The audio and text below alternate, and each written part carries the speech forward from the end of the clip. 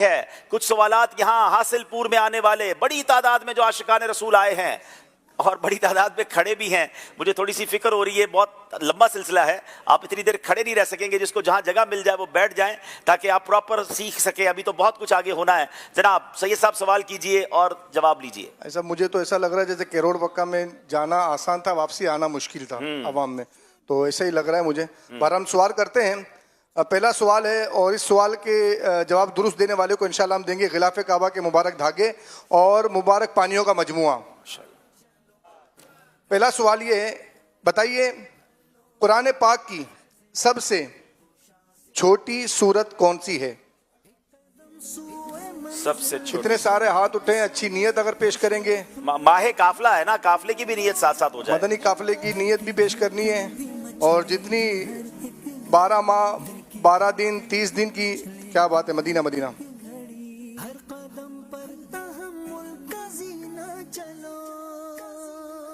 جی السلام علیکم ورحمۃ اللہ وبرکاتہ. وعلیکم السلام ورحمۃ اللہ وبرکاتہ. اپنی اچھی نیت پیش کریں. انشاءاللہ میں 12 دن کے مدنی قافلے میں سفر کروں گا. واہ واہ واہ واہ. اور تاریخ بھی مل جائے نا, کوئی تاریخ یا مہینہ پتہ چل جائے. اس کون سے مہینے میں مہینے میں دسمبر پتہ میں کریں گے, جنوری میں کریں گے؟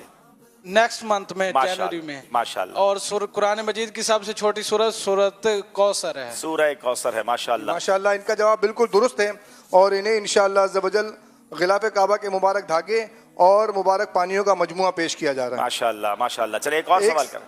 ایک سوال ہم اور کرتے ہیں, پھر باہر جا کے سوالات بھی کرتے ہیں انشاءاللہ.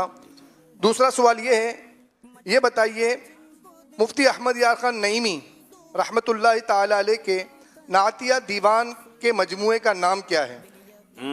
مفتی احمد یار خان نعیمی کے بہت خوبصورت کلام لکھتے ہیں وہ. واہ,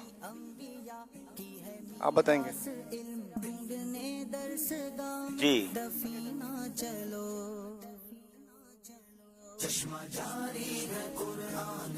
السلام علیکم ورحمۃ اللہ. وعلیکم السلام ورحمۃ اللہ وبرکاتہ.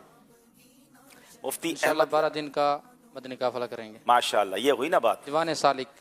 جی ماشاءاللہ انہوں نے کہا دیوان سالک, اور ان کا جواب بالکل درست ہے. ماشاءاللہ انہیں ماشاءاللہ بھی انشاءاللہ یہی تحفہ پیش کیا جا رہا ہے. ماشاءاللہ. سید صاحب آپ باہر جائیں, اور جو باہر ہیں اسلامی بھائی ان سے بھی ہم ایک آدھ سوال کرتے ہیں.